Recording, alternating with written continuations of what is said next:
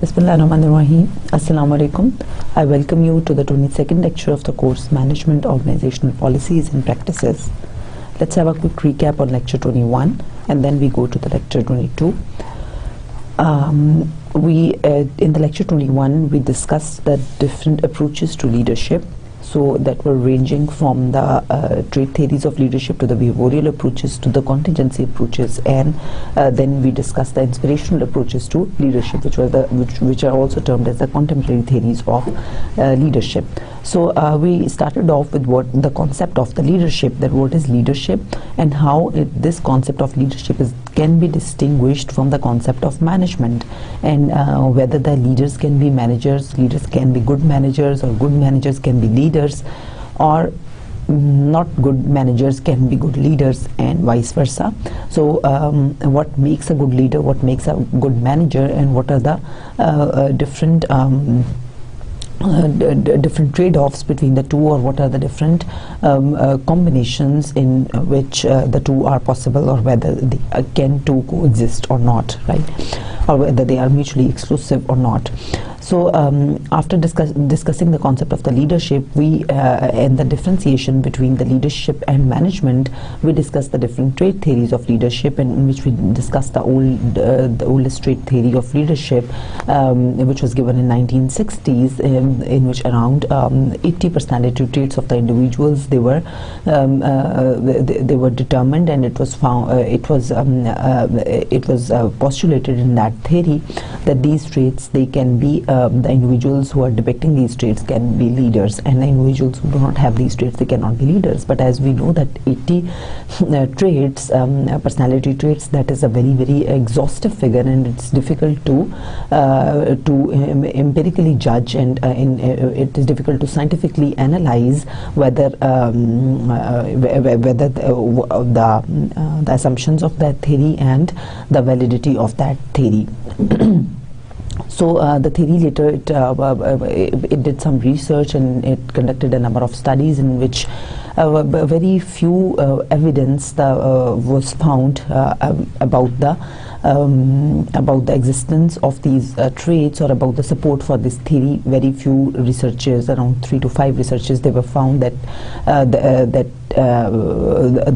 showed that there are some factors, or there are some of the traits that are commonly existed in all those 3 to 5 studies that supported some of the evidences from this theory. But then a breakthrough in this theory was the personality trait model, Big 5 personality trait model, in which a number of 5 personality traits that was researched, and it was found that these traits, they can be helpful in determining the leaders. But the limitation of these theories is that they basically concentrate on the emergence of leaders, on by distinguishing between what traits are present in an individual and what are not. Basing on that, we can only distinguish between between who are leaders and who are non-leaders. So the ones who possess those Big 5 personality traits, they can emerge to be the leaders from the non-leaders, but whether they will be effective or not, this trait approach, it did not say much about that, right? So the contribution of this research was limited to the fact that it only distinguished the leaders from non-leaders, but not the effective from non-effective leaders, right? That was the limitation, that was a major limitation of this trait approach, right? And also these trait approaches, they also show that the leaders, they are born, right? So leadership is fixed and the leaders are born, and either you are born leader or you are not. So leadership, it cannot be learned through any trainings or skills, or through organizational factors, or through your situational factors. You cannot train yourself, or you cannot learn yourself how to be a leader or to demonstrate the leadership skills, because they are trait related characteristics. Therefore they are by birth. You inherit them or you don't inherit them. So this was the basic crux of the trait theories of leadership.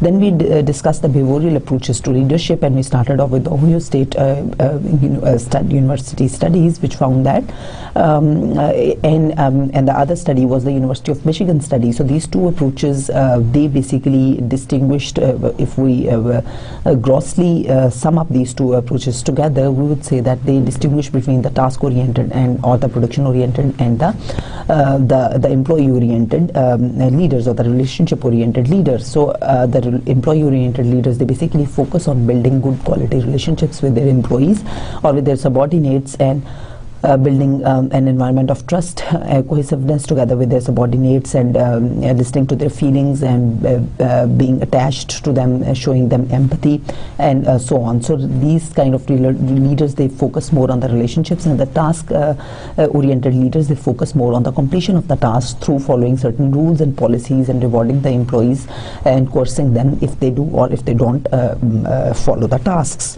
So that is in the task oriented leadership. We discussed that leaders, they are focused more on the fulfillment of the task, and how to get that task fulfilled, and what will be the rewards and punishments if that task is not fulfilled within the deadlines, right? So these two approaches, they basically linked these two types of leaderships to the different outcomes, and they found that the Ohio State study found that the task oriented leaders, they were more positively related to productivity, while the employee oriented leaders were more positively related to the job commitment and satisfaction. While the University of Michigan studies found that employee related or the employee oriented leaders, they were they could gain better productivity, better performance, as well as job satisfaction and commitment from the employee. So they supported more the employee oriented leadership style. But nevertheless, the Ohio State University studies, it supported that, or it recommended that these evidences, they are not conclusive, and more data needs to be collected to gain final conclusive evidences. And this they suggested that it's not only one particular leadership style that is more effective, but the combination of the styles that may be used for the leaders to be more effective, right? So as per this this approach, it considers the behavior, it uses the behavior of the leader to depict certain outcomes, and to depict that what kind of behaviors that are effective and what are not effective. So this was the contribution of this approach. But one limitation of this research, or what these theories have been criticized for, is that they consider the leadership styles as fixed, right? So either you are task oriented leader or you are relationship oriented leader, right? And the contingency theories of leadership, which we discussed next, they basically those approaches, they basically introduced the situational factors into the relationship between the leadership styles and the different outcomes related to the subordinates and related to the organization. So that was the major contribution of these approaches, that they considered that there are the different leaders and the performance, the relationships, they are moderated through certain situational factors, right? So some of these leadership approaches, such as the Fielder's contingency model, it considered that the leadership style is fixed, but the situation changes, and but in different there can be different situations, and in those different situations the leadership and performance relationship, it can be different. So the situation moderates that relationship, and in order for this relationship between leadership style and the outcomes to be more positive, either you need to change the situation, or you need to change the leader, because leadership style is fixed. Right, and we saw that how this this approach calculates the leadership style by way of LPC, and then how it gives a number of different situations that make them favorable or unfavorable, such as the leader-member relationships, the task structure, and the formal power that the leader has.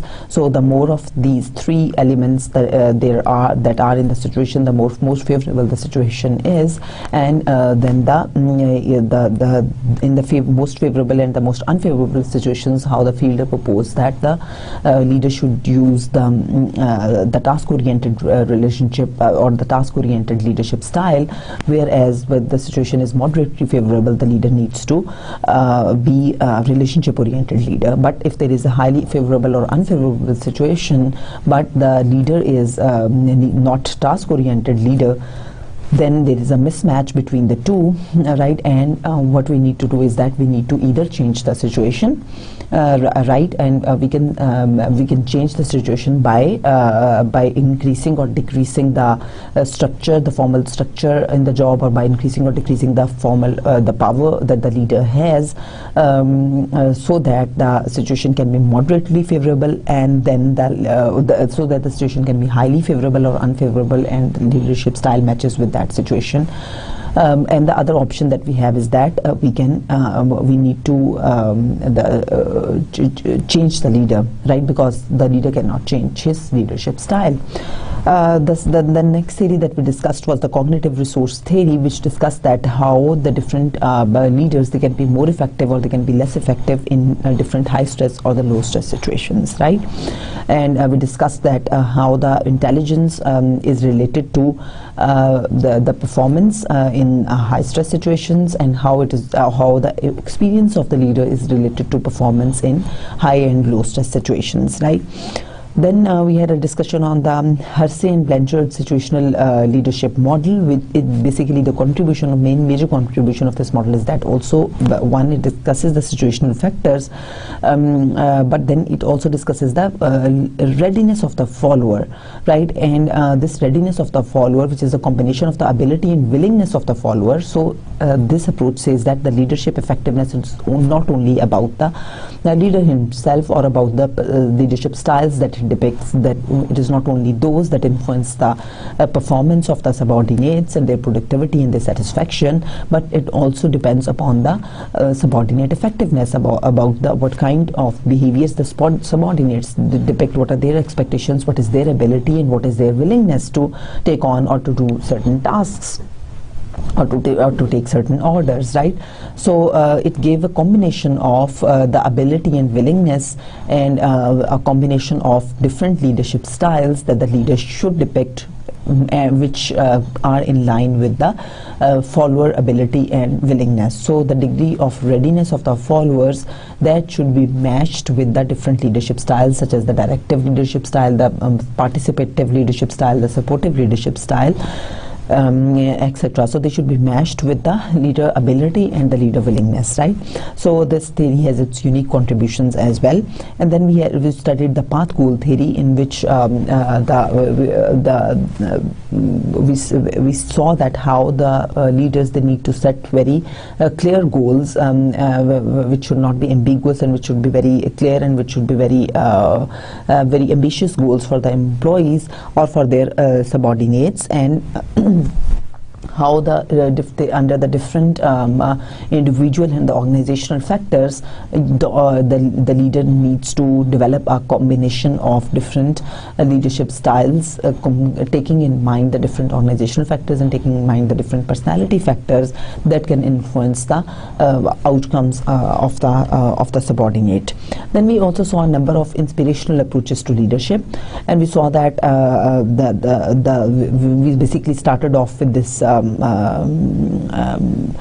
charismatic leadership, and we saw that how the charismatic leaders, they are basically how they are the visionary leaders. They are also termed as the visionary leaders, how they create the vision of the company, and then they inculcate that vision of the company into the individuals' minds. They motivate the individuals by way of doing certain things and certain acts themselves, and then they motivate the individuals in a way that the individuals, they rise above their self-interest, and they start aligning their personal goals with the organizational goals, and they are motivated enough to, they're intrinsically motivated to achieve the organizational goals, and they start identifying with the organizational goals. So these leaders, they are basically charismatic leaders in a way that their followers, they really idealize them and they like them, and they have this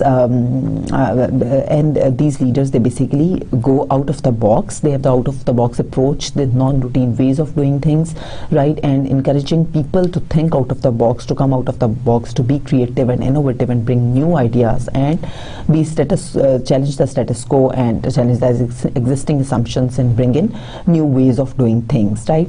So and we also had a discussion on some of the key limitations of the charismatic leaders. Then we had a discussion on the transformational leaders, and we basically discussed these transformational, transactional and laissez-faire leadership and management by we also had a discussion on management by exception, which is active and passive, and we saw that how all these basically leadership styles, they basically come under this full range leadership model that we discussed, and in which we saw that the most ineffective leaders are the ones who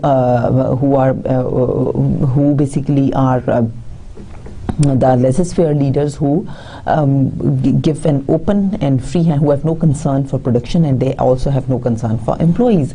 So they are the leaders that are most ineffective, and they are basically just do what you want kind of strategy these leaders have. Whatever is happening, let it happen, and they give full discretion to the employees, and there is no check and balance, and they are termed as the most ineffective leaders, the laissez-faire style, right? So and then we had a discussion that management by exception, which is passive, that is a little better than the laissez-faire style. It is little less ineffective than the laissez-faire style of leadership, and therein what happens is that you are leading by bringing in checks and the corrective actions after the problem has occurred and after the loss has occurred. And then we saw that the leadership by exception, which is active, in which the leader is trying to continuously keep a track of where the problems are occurring and trying to solve them where they occur instantly, right? So that is a little better than this leadership by exception, which is passive.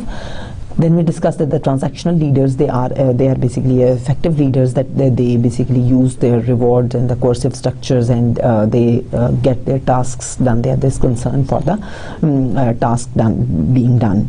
And finally, we discussed that how the transformational leaders, they are the most effective forms of leaders, because they basically also, they have some characteristics of these charismatic leaders, or the charismatic leadership is basically a part of this transformational leadership. So the transformational leaders have all the characteristics of the charismatic leaders, but the transformational leadership is basically built on the transactional leadership. So then we discussed the ethical leadership, that when we say that the leader is ethical or he is behaving ethically, what are the different conditions for ethical leadership. Then we had a discussion on this online leadership, and we discussed that how why this online leadership, what are the different challenges of this online leadership, what are the different pitfalls of this online leadership. And lastly, we had a discussion on the concept of mentoring, that what are the different advantages of the mentoring, what are the duties and the responsibilities of the mentor, what the mentor is expected to do, and what the mentee can expect from the mentor when it comes to the career counseling and the other psychological counseling of the mentee. So these were the different leadership approaches and different leadership models that we discussed during our lecture 21. Let's now move to the lecture 22, which is on power, politics, policies and organizational resources. This is again a very interesting topic, wherein we'll be discussing what is power, what is the contrast, or what is the differences between the leadership and power, what are the different bases of power. We'll be seeing that the dependency is a key to power. We'll see the different power tactics that can be used by the managers, and then we'll be seeing the factors that influence the choice and effectiveness of these power tactics. Then we'll be discussing the political behavior. What are the different determinants of political behavior? What are the different factors that influence or that determine the political behavior? Then we'll be discussing that. What are the different outcomes of the political behavior? Then we'll be discussing the different organizational policies, the resource allocations, the objectives of the company, what are the trade-offs between those resource allocations, and what are the challenges for managers when it comes to making the organizational policies and when it comes to the resource allocations vis-a-vis the different departments in a company. A definition of power. Power is basically a capacity that A has to influence the behavior of B so that B acts in accordance with A's wishes. Right? So if A has power over B, so that B acts what A desires, that is power. Right? And dependency is B's relationship to A when A possesses something that B requires, that is dependency, right? That how much dependent you are on the other, right? And what is the relationship between power and dependency? We see it in the next slide. Okay, so what is the difference between leadership and power? In our previous lecture, we had a discussion on the differences between a leader and a manager, and now we are seeing that what are the differences between the leadership and power. In our last slide, we saw that it is not important for a manager to be a manager. Of course, he needs to have certain formal authority, and he needs to have a certain position in the hierarchical level in the organization, and he needs to have certain power as well. But for the leader, he does not need to have the legitimate powers or the organizational powers or the formal authority in the organization, or he does not need to have a legitimacy in the organization to be a leader. That is what we discussed in our previous lectures. And similar kind of comparison also can be drawn here. Under the leadership, the leader basically focuses on goal achievement, whereas under power, it is used as a mean for achieving the goals, right? So leaders are the ones who try to motivate their workers for achieving certain goals. They themselves do the same, and they set a role model for their subordinates and motivate them to achieve certain goals, right? Whereas power, it is basically the use of your legitimate authority to get something done.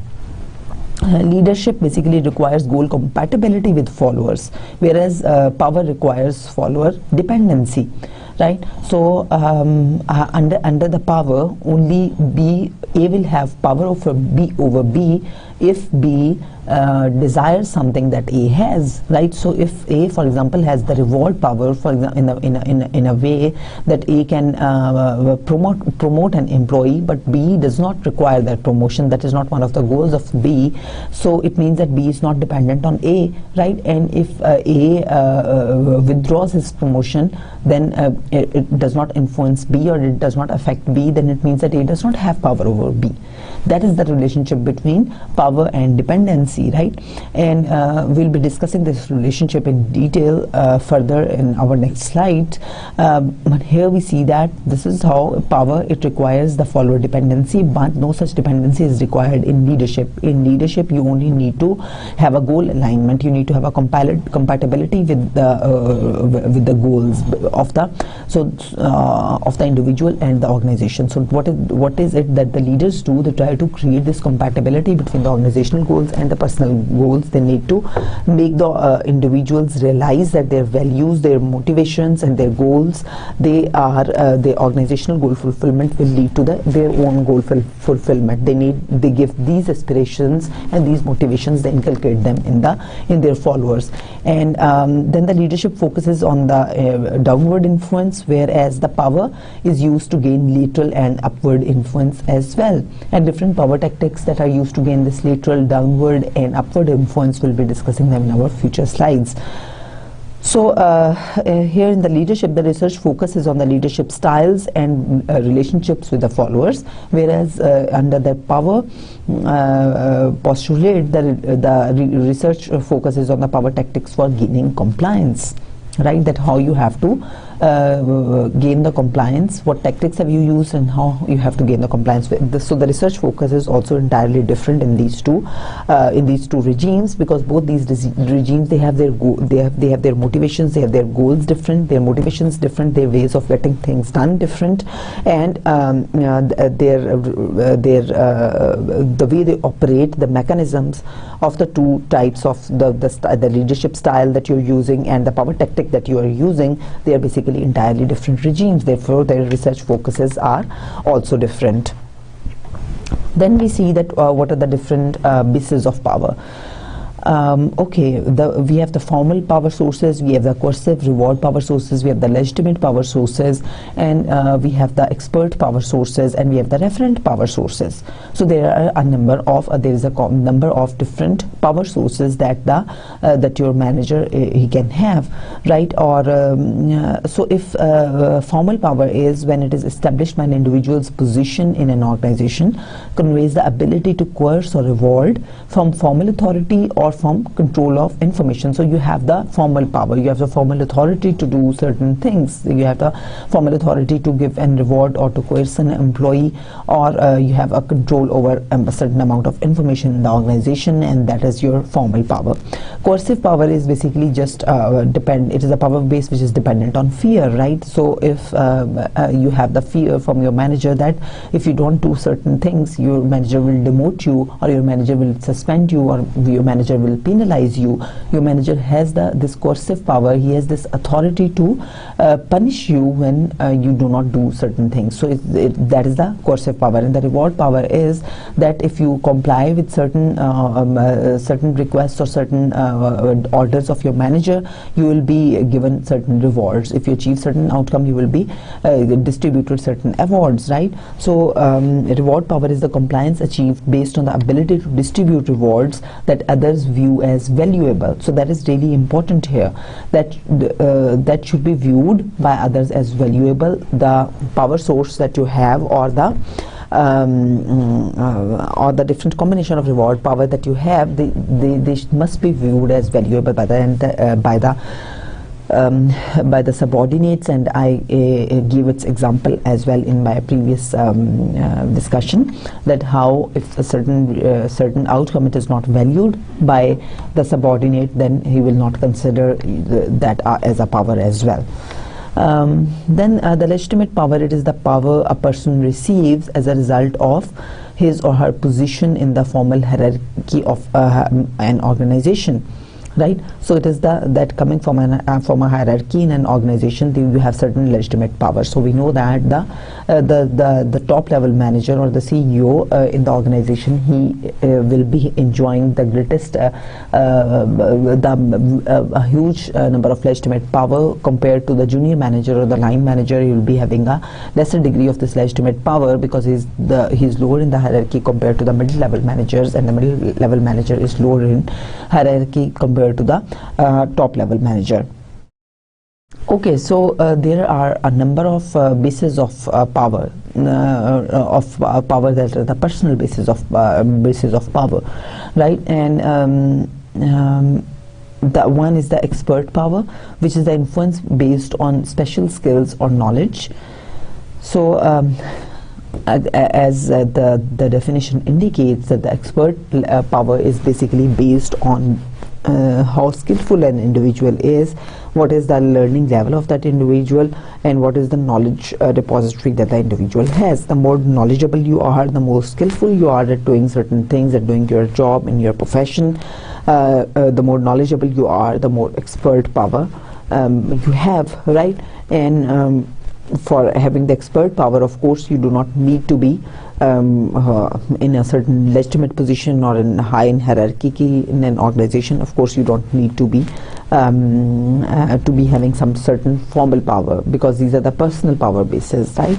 So your co-worker maybe your co-worker has more expert power than your manager has. Then the referent power is basically the influence which is based on possession by an individual of desirable resources or personal traits. So certain individuals, they have certain kinds of characteristics that are really charismatic about them.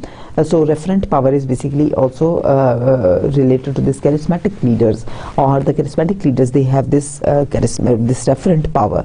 So they have this power that really attracts other people. There is something about those individuals that attracts the other people, and they try to kind of follow them, they try to kind of idealize them. They have certain personality traits, they have certain features in their personality which are really make the others to follow them and to listen to them and to be effective for them, right? So such as in the certain there are different actors. There are certain actors who are basically hired in the advertisements, or from whom certain advertisements are done, because we try to identify with those actors, such as a leading actor from the Hollywood industry. If he is he's coming in ad of a toothpaste, we will tend more to use that toothpaste compared to another person who is not a very renowned actor. If he is coming in the ad of another toothpaste, we won't be that much attracted towards that advertisement, and that advertisement won't be as effective for us as the advertisement that is in which our leading leader is playing the role, right? Or in which a leading leader is saying that I use this, and so I recommend you to use this as well. So that will be more effective for the people who admire that actor, right? Because they would also tend to be like that actor. So that will be that is the referent power. Okay, so I leave this cartoon for you to read. Then we have this the key, dependency we see from this is the key to power. If you are not dependent on the other person, then that person is not powerful for you, right? So dependency is the key. So let's see what the general dependency postulate says. It says that the greater B's dependency on A, the greater the power A has over B, right?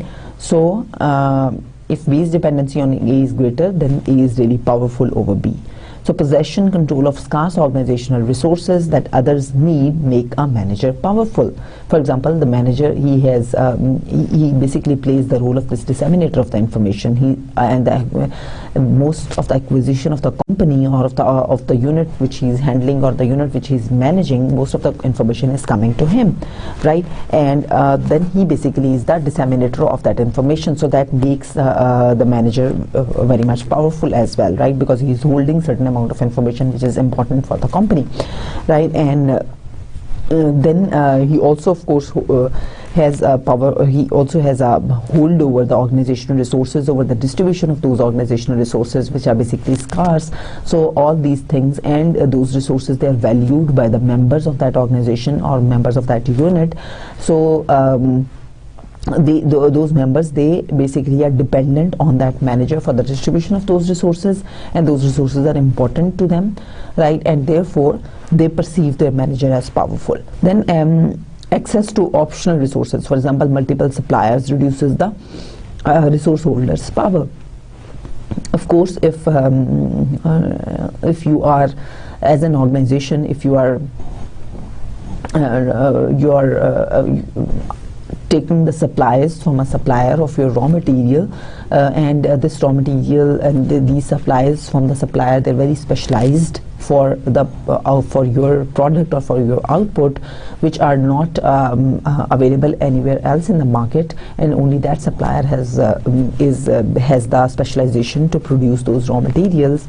Then it means that your dependency, you have a greater amount of dependency on your supplier, right? And your supplier in that case is very powerful, right? Because he can dictate his terms, right? He can if he withholds the supplies, right, then your operations, they can be majorly disrupted, and they can be majorly halted, right? Because you don't have any alternate sources of supplies available to you, and that supplier is really in dictating terms. He can charge you very exploitative prices as well. Right? So this is how this dependency postulate states that if you are dependent on someone else for something, then that someone else is powerful. So what creates this dependency? Importance of the resource to the organization, scarcity of the resource, and non-substitutability of the resource. So let's have a discussion on this postulate with that, using all these three different elements that create dependency, and let's get back to the example of the supplier that I just gave you. right? That we are considering a hypothetical situation in which a manufacturer is really heavily dependent on one supplier, one single supplier for his for his raw materials, right?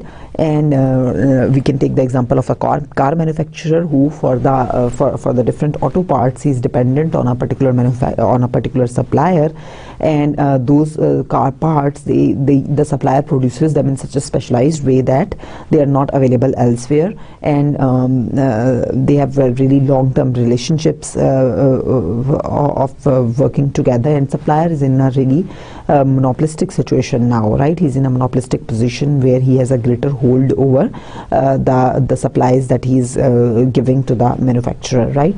So these raw materials, they are of course very important for this manufacturer, right? Because they are critical for the operation of the business, right? Without the raw materials, the operations cannot start, the productivity cannot start, right? So this raw material is really critical for the manufacturer that he gets from the supplier, right? So in this case, this is an important resource, and then it is scarce as well, as we saw that it is only that supplier who can provide this resource and no one else can provide that resource. So there is scarcity of that resource as well, which is increasing the importance of that supplier, which is increasing the dependency on that supplier because of it being scarce. If it was commonly available, if there were a number of other suppliers who were also available, then the importance of that supplier would have definitely significantly reduced, right? So then the manufacturer can easily turn to some other supplier for the same raw material as well, although it is equally important for the manufacturer, but it is available with other suppliers as well. Therefore the dependency on this supplier, of course, it reduces, right? Then the non-substitutability of the resource. So if the resource is substitutable, right, if that is available with only one supplier, right, that particular raw material, right, and that is critical for you as well, right, but that is substitutable, right, and you can use another kind of similar raw material as well. What would be the result? The dependency on that particular supplier will reduce, right? And that particular supplier then will not be that powerful, right? So if these three conditions are present, then it would. So if the raw material is very important for you, or if a particular resource is really important for you, that particular resource is scarce as well, and there is no substitute available for that particular resource, then your dependency on that particular resource will increase, and that increased dependency will lead to higher power. There are a number of power tactics that the manager or that an individual can use. So the power tactics are the ways in which individuals they translate the power bases into specific actions. The first one is the legitimacy. Legitimacy is that by way of your position, by way of your formal power, you are asking your subordinate to accomplish a certain request or to accomplish a certain order, because you have the formal power and you can ask the subordinate to do it, right? So you say that, okay, this is within my my limits, within my formal authority which has been given to you, and under that formal authority I ask you to do this task, right? So you are using this legitimacy, right? And you say that this is within the organizational policies and practices, so you need to do this or you need to accomplish this, right? So that is legitimacy. That is an influence tactic that you are using to get a certain thing done. Then there is rational persuasion. That is another influence tactic that can be used to get your work done, right? So rational persuasion, under rational persuasion, what happens is that you are basically trying to give logical reasoning to the subordinates to get certain things done, right? So you say to your subordinate that it is important for us to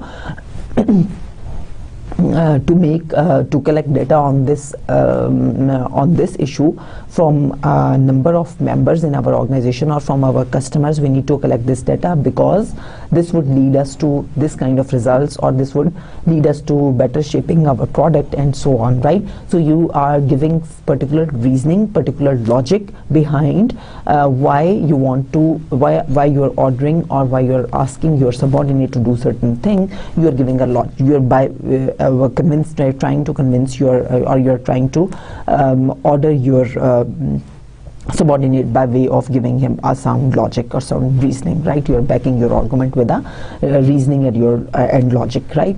And you're trying to persuade him by that way. Then the inspirational appeals, they are basically inspirational appeals are when you are trying to motivate your subordinates, right? And that, okay, if you get this done or for this goal achievement or this something, it can also enhance your own personal goals, and it can enhance to your personal values as well, right? So you're trying to emotionally engage the your subordinate. You're trying to motivate the subordinate and emotionally commit the subordinate towards doing a certain activity, and by saying that, it would also be identifying with your personal values and personal goals. Then under consultation, what happens is that you are basically trying to consult you're consulting your subordinates, right? Okay, that this is the problem, and how do you think we should go about it? We have this ways, and we should use this tactic, or we should use this approach. So you are basically, it is more participatory in nature, right? You are consulting with your subordinate before saying that, okay, we should do this and we should follow this. Then in exchange, you basically ask your subordinate that, okay, if you do this, I will give you this type of reward, or if you do this, I will give you this type of reward, right? So this is exchange, that do certain behavior, and that would be exchanged with a certain favor from the manager. Then we have the personal appeals. The personal appeals, what happens is that you are basically using your personal relationships with your subordinate. You are on personal grounds, you request the subordinate to do a certain thing. So that is, you are not at all using your legitimate authority, you are not using your legitimate power, and you are not asking the subordinate, but you have certain personal relationships with your subordinate, or you are on the personal grounds, you are requesting the subordinate to do something, right? And then in gratification, in which what happens is that you are using the flattery tactics, right? You are praising your subordinate, you are flattering him for getting the work done, or for accomplishing a certain task through the subordinate. You are saying that, okay, I know you can do it, you have the potential to do it, you previously did very well, and you can follow this as well, and you can accomplish this as well. So and no one can do better than you, and things like that, right? So that is in gratification. And then you can also use the pressure tactic, in which you are you're kind of coercing the employee that if you don't do this, this will be the consequences. You are just pressurizing the subordinates. And the coalitions, in which sometimes the managers, they form these coalitions, in which a number of other people, they are gathered together, and you form a kind of a group, and then you, for achieving the objectives and getting things done from others, right? And that basically strengthens you. So we'll talk more about coalitions in our upcoming slides. Okay, and the research shows that these different number of influence tactics, or the number of power tactics that we just discussed in our previous slides, they basically they have different levels of effectiveness when it comes to upward influence, when it comes to downward influence, and when it comes to the lateral influence, right?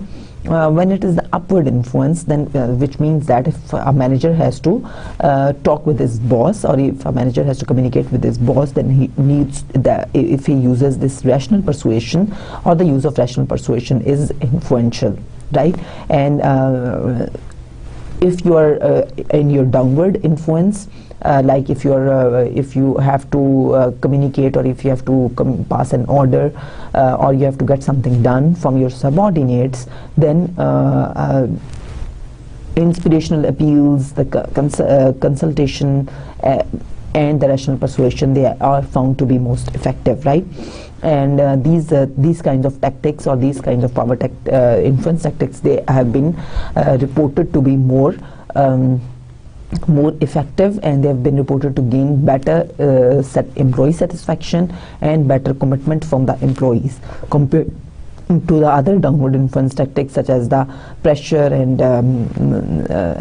exchange and legitimacy. They are not being supported as very effective tactics when it comes to the downward influence, but of course these tactics can be used for downward influence, right? And pressure, in most of the instances, it has been reported to backfire even, right? When you get something done by pressurizing your subordinate, then that backfires in most of the time, right? And then in the lateral influence, you again there are a number of tactics that the manager can use, but the most effective tactics in the lateral influence, they have been reported to be the personal appeals and the collations, right? Because and then we can see that why in the upward influence, of course, in the upward influence we cannot use this pressure tactic, or we cannot use this legitimacy or exchange tactics, where they won't be that effective. And under the downward so there are different power tactics. The managers, they need to understand that what are the different influencing tactics that can be more effective when in their dealings, in their upward communication, in their downward communication, and in their lateral communication, which kinds of power tactics they are more effective. Then the research also shows that it is a combination of hard and soft tactics that works better, right? So for example, in your downward communication or in your downward influence, if you use this legitimacy, and which is a hard power tactic, wherein you are saying that, okay, I am in this authority, I have this formal power, and to get this thing done, right? And this is also in line with the organizational policies and rules and regulations, therefore you should do it, right? So that is the legitimate way of getting things done, right? But that is a hard tactic in which the subordinate may feel that he is being dictated by the by supervisor, or his supervisor is very bossy, right? So that can be combined with the soft tactic as well, which is for instance, which is exchange, or it is ingratiation, in which you also try to flatter your subordinate that I know you can do it very well, and you have been best at doing it, and so on, right? So if you then if you use this ingratiation along with the legitimacy, then this ingratiation will basically wipe out the effect of this legitimate order that has been, or legitimate power tactic that has been used by the manager, right? So the subordinate will not feel that he has been really bossed on by the manager, right? If this ingratiation technique is also used in combination with that hard tactic. Then the pressure tactics, as I explained to you, they tend to backfire, and the manager therefore needs to be very careful in the choice of their power tactics when it comes to their dealings at these different levels across the organization. Okay, then the sequencing of tactics is again it is important, right? You should try to start off with the softer tactics, and then you should move to the harder tactics, right? So you just the softer tactics, they can be, as I discussed earlier, the ingratiation, that is a softer tactic, right? And then exchange, and you can say that this participation of the employee, right? They are all the softer tactics, and then they range to the higher tactics, which are the legitimacy and the rational persuasion, etc. They are and the pressure. They are the harder tactics. Of course, as I told you, that you should have the ability, you should have the skill to use the tactics, in what combination you have to use them, where you have to use which tactic, and whether you have to use a soft or a hard tactic.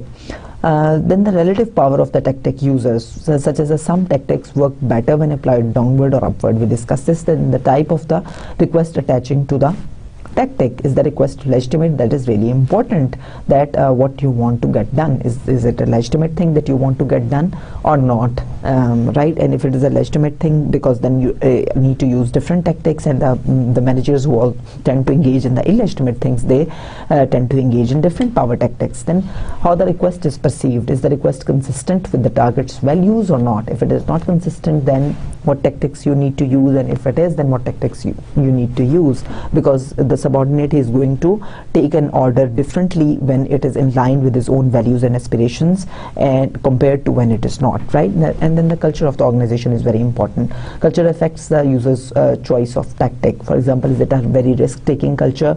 Is it a very stable organizational culture? Is it a very warm culture, or it is a very formal culture, right? And under very formal cultures, for example, the subordinates, or it might be novel for the supervisors and the subordinates to use this rational persuasion and the legitimacy tactic, compared to the warm and the collectivistic cultures, for example, where the employees, they really value the good quality relationship with their supervisors, and this consultation and inspirational appeals, etc., they might be important, right? So the cultural differences under the individualistic and the cultural differences under the collectivistic cultures, they can be important, so determinant of what power tactics should the managers use under the different organization and under the different situations, in the different countries, and according to the different cultural differences of the different countries, they should need to use different power tactics, right? So for example, this participation kind of thing in the consultation that employees in the France, they do not expect, because the nature of organizations is really bureaucratic. Things are very much defined, and everything is very formal. Structures are extremely formal, so the subordinates do not expect this participation or the consultation of the subordinates with the managers, right? And they may have this feeling, if the manager consults with the subordinates under such conditions, the subordinates may feel that the manager is inept or is incapable to make a decision, and that is why he is consulting them, because that is not the culture there. And then we discussed about these country-specific cultural differences, right? So coalitions, as I told you, it is one of the power tactic that is used by the managers. It is a cluster of individuals who temporarily come together to achieve a specific purpose. So they seek to maximize their size to attain influence. They seek a broad and diverse constituency for support of their objectives. Occur more frequently in organizations with higher task and resource interdependencies, and occur more frequently if tasks are standardized and routine. They are the different characteristics of where the coalitions occur. Okay, so what is political behavior? Political behavior are, we know that in organizational life, organizational politics has a very important role to play, right? And organizational politics are everywhere, because wherever there is interaction between the two human beings or more than two human beings, politics is expected to be there, right? And organizations are no exceptions, right? When there are dealings between the different employees, between the different managers at the different levels, they have their own vested interests, and they are trying to safeguard their own vested interests, right? And as a result, they enter into the politics, right? And because the organizational resources, they are limited, right? And the managers, in order to satisfy their preferences, their priorities, or their own interests, they try to gain more of those different resources, more of those, for example, the profits or the increments from the limited money pool, right? And they try to gain more promotions, and they try to gain other opportunities more and more. So every manager is trying to safeguard his interest, and every manager is trying to get the maximum share from the organizational pool of resources, and that is why the politics they begin in the organization. So what happens is that a political behavior is basically not a task behavior, right? It is not your part of your job assignment, or it is not part of your job description, but it is something other than that. So activities that are not required as part of one's formal role in the organization, but that influence or attempt to influence the distribution of advantages or disadvantages within the organization. Advantages from the organization, or in order to avoid certain disadvantages from the organization, you enter into this kind of behavior. So then this political behavior is also of two types. One is the legitimate political behavior, and other one is the illegitimate political behavior. Legitimate political behavior is the one which is very normal in the lives of the organizations. Normal political behavior, such as you are bypassing a chain of command for some political motives, right? And you're not going to your direct supervisor, but you're going to your manager, right? And then you have certain you want to gain access to certain resources. You're complaining to your supervisor about your co-worker, for example, or about certain other conditions about the resources that you have compared to that your co-worker has, and you want to gain more access to those resources, etc. So that these are all little small political behaviors that keep on occurring in everyday working or everyday routine of the organization. So and then you're for instance engaging into the networking, especially if you are engaging into networking with the external community, with the external professional community, in order to gain certain political advantages and to playing very astute. Then the illegitimate political behaviors, they are the basically extreme political behaviors. They violate the implied rules of the game, such as you enter into whistleblowing, you enter into illegal strikes, right, that are out of the contract, you're wearing orthodox dress, etc. They are basically extreme political behaviors, and they are the unwanted and undesired political behaviors that are basically violating the rules of the game. Okay, now this is also politics. It can also be stated that politics lies in the eyes of the behavior, in the eyes of the beholder. Just as we say that beauty lies in the eyes of the beholder, so it could also be stated that politics lies in the eyes of the beholder. Why? Because politics, the definition of politics, how we define politics, what we term as a political behavior, it may not be termed as a political behavior by you, right? So you may label something as effective management, what I am labeling as political, right? So if I give you a few examples here, it would be labeled if it is labeled as blaming others is labeled as political by one individual, but by another individual it may only be seen as fixing responsibility, right? And one person may be viewing the whistleblowing as political, right, and other may be viewing it as an effective as an effective management strategy to improve the efficiency. One might be viewing being ambitious as political, while the other might be viewing it as career-minded, right? One might be viewing opportunistic, and the other one might be under the effective management perceptions. They might be viewing it as astute. So the different people, they can have different different perceptions of certain behaviors, and they can term them as differently compared to what vis-a-vis what they perceive them. If they perceive them as political, so if I perceive certain action of an individual as political, I would say that it is whistleblowing, and if another individual may label that particular action as only a way of improving the efficiency of the organization, right? So this is how the perceptions of the different individuals can be different about certain behaviors, and they can label them according to their perceptions, right? So one person may perceive some behavior as arrogant, while the other may perceive it as confident. One might be viewing it as perfectionist, the other attentive to detail. So there are different factors that influence these political behaviors. In the individual, there are a number of individual factors, and there are organizational factors. So under the individual factors, the individuals who are the self-monitors, which I explained to you earlier, self-monitors are the people who basically they tend to they are very sensitive to the social situations, to the environmental cues, and they behave and they respond very quickly and very efficiently to those environmental cues, and thus the changes in the situations, they respond by changing themselves according to the need of the situations, right? They are the high self-monitor. So these people, they tend to engage more in the political behavior. Then the individuals who have internal locus of control, who feel that they have the power, they are basically controlling their external environment. So those individuals, again, they have high political behavior, those who have high internal locus of control.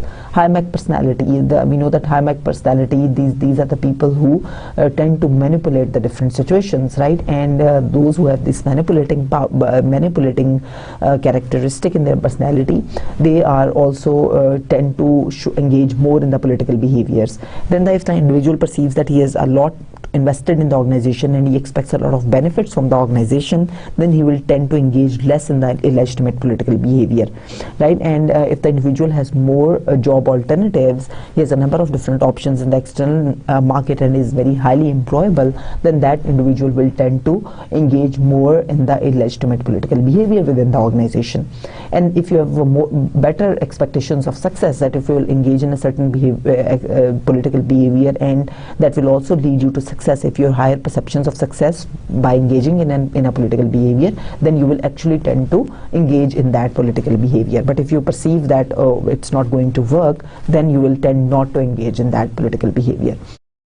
Then there are a number of organizational factors as well that determine this, such as the reallocation of resources. If there's been this reallocation of resources in the organization, then everyone will try to gain more and more pie of the share, more and more of the resources, and they will engage more in the political behavior.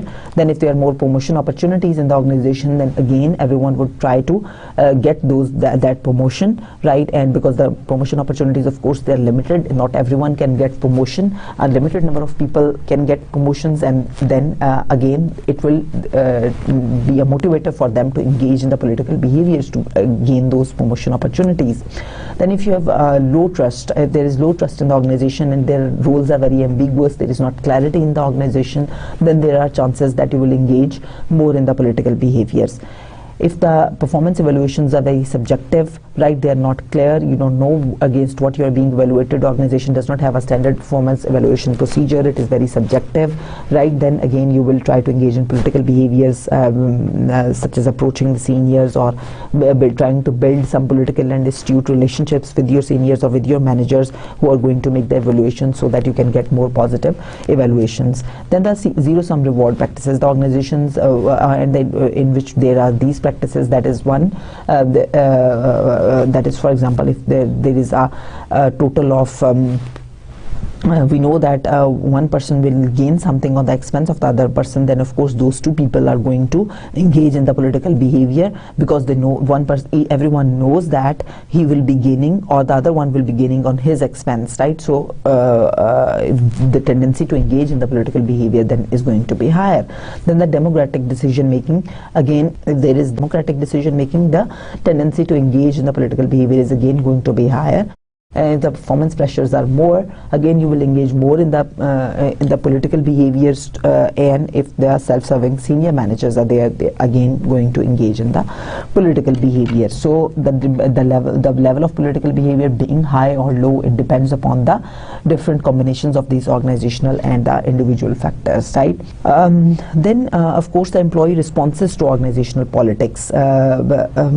There are certain individuals who do not take part in these organizational politics, right? And for those individuals, the results of organizational politics, because they don't take part in the organizational politics because either they are not politically that astute, they're not that skilled politically, or they just want to refrain from this organizational politics, come do your work and go back.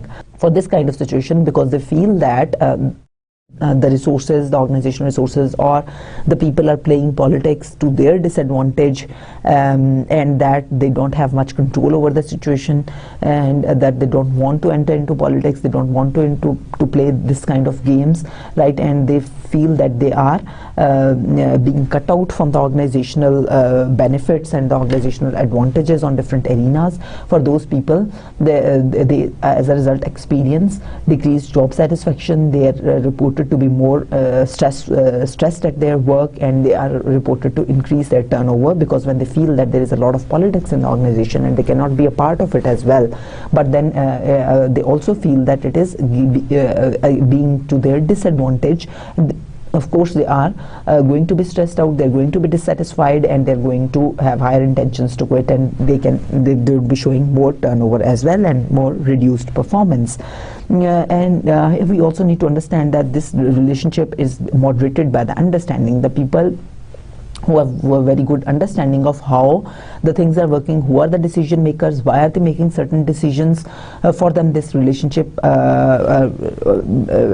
tends to be weaker than for the people who have low understanding of how and why things are happening. For them, there's political behaviors, and the perceptions of these political behaviors are going to more negatively affect these different outcomes, the persons who have low understanding.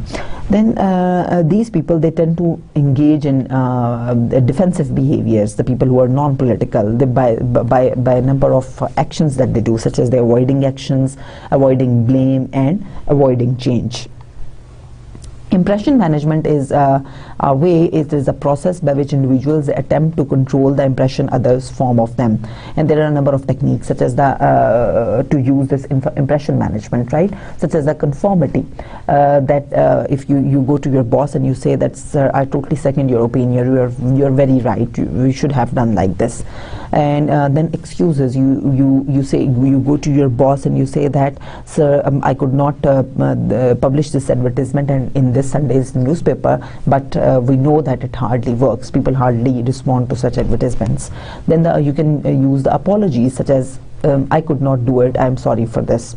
Then the self-promotion, you can use this as an impression management technique, self-promotion, in which you say to your boss, for example, that you gave the same task to my other co-worker, and he could not do it, but I did it in 2 weeks. Then you can use the flattery. You're trying to flatter your boss, that, oh, you have done it very right, the way you do it, no one else could do it. Favors, you say to your customer, I have these 2 tickets to this movie show in the evening, and you can just have these in lieu of or as a return to our good discussion that we had now, right? So you're granting the favor. Then the association, right? You're in an interview, you're saying to the interviewer that, oh, your dad, I have been college roommate with your dad, right? You're trying to build an association by some way with the interviewer, and by that way you are trying to create your positive impression in the way of the eyes of the interviewer. So these are the different techniques which you can use to control the impression others form of you. Okay, then of course there are a number of factors that determine if the behavior is politically ethical or not, compared to what is we judge it, and there are 3 different indicators that against which we can judge it. What is the utility of engaging in that behavior? Does the utility balance out any harm done by the action, and how it is perceived as equitable or just or fair? I have a number of questions for you that you should try to answer yourself, and then of course there are a number of management issues that the management faces, and we discussed that in the form of the annual objectives that they have to set. They are the policies, resources, organizational structure, restructuring, resistance to change, operations, and human resources, right? So let's have a discussion on a few of these here, that how the annual objectives, we know that the managers, they formulate these annual objectives in line with the strategy strategies of the organization, right? And these objectives at the business unit level, for example, they need to be lined up with each other. There need to be horizontal consistency between these objectives. So if there are different departments, if the overall organizational objective or the overall organizational objective is to increase the sales by 50,000 in 1 month, right? And then it means that it has all the departments in the organization, they need to set their objectives which support each other. So of course it would mean that the operations department, it needs to produce certain amount of output but worth 50,000 more, so they should make their objectives accordingly. The marketing department needs to make its objectives accordingly. Maybe it needs to increase its advertisements, or it needs to hire more salespeople, etc., right? So there should be consistency between the objectives. The overall objective that you set and the departmental objectives that are set, they should be consistent with each other. And the vertical consistency of objectives is very important. If you have some long-term plans and the long-term objectives which are to meet your strategy, and your annual objectives, they should match that vertically with the organizational strategy at large, or at the corporate level, at the higher level, right? Your strategy at the department level or at a lower level, that should match with that. Your objectives, they should be in line with those. Okay, we know that these objectives, they should be quantifiable, they should be quality objectives. So it's not that you're increasing your sales by 50,000 but the quality of that sales or the quality of your product has declined.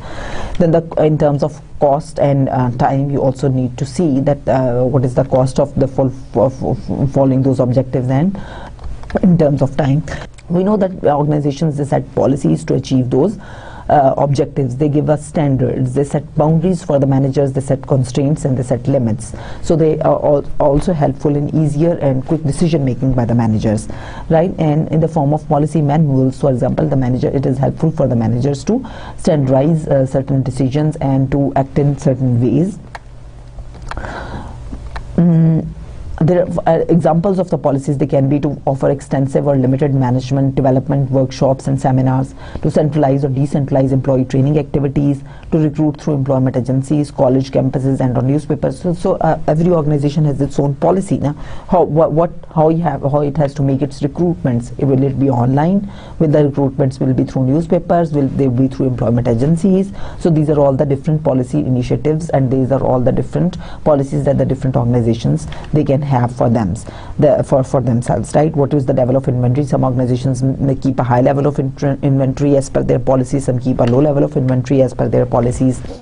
And of course the policies, it means that they are different for different companies. For example, 40% of the companies, they have no policies on net surfing, right? So of course you cannot standardize the policies. Every organization makes its policies according to its objectives that it wants to achieve. So the policies, they are made to fulfill the organization, to help accomplish the organizational objectives, right? Some organizations have the smoking policy and some don't have this smoking policy, right? So we know that there are some financial resources that organization has. There are physical, human, and technological resources that the organization has, and then there is a trade-off that has to be made in the organizations when it comes to the allocation of these different resources that the organization has. For example, whether the organization has to enter into market development or it has to enter into penetration, whether it has to acquire externally or it has to insource, or it has to outsource. It has to have, what is the number of contractual employees that it needs to have vis-a-vis the permanent employees it needs to have. Of course, it cannot follow, for example, it might be difficult for the organization to follow the market development as well as penetration strategy at the same time because of the limited allocation of these resources. So it has to make trade-off decisions, right, between these different choices, and that is where the conflict between the managers that can also arise when it comes to the trade-off decisions. One manager might be favoring the market development and the other one might be favoring the penetration. So in one of our next lectures, when we discuss the conflict management, how conflict occurs, what are the different conflict negotiation strategies, then we'll be discussing more of these trade-off decisions in detail. So with this we come to an end of today's lecture, wherein we discussed the different power tactics and the different influencing tactics and how the political behavior arises in the organization, what are the different outcomes of that political behavior, and then we also had a discussion on what are the different the policies that the organizational managers make, the challenges that they have. We had a small discussion on that as well, and what are the different trade-off decisions that the managers make, how policies help you achieve your objectives, etc. So thank you very much for today. Let's have a break up till next time. Thank you very much.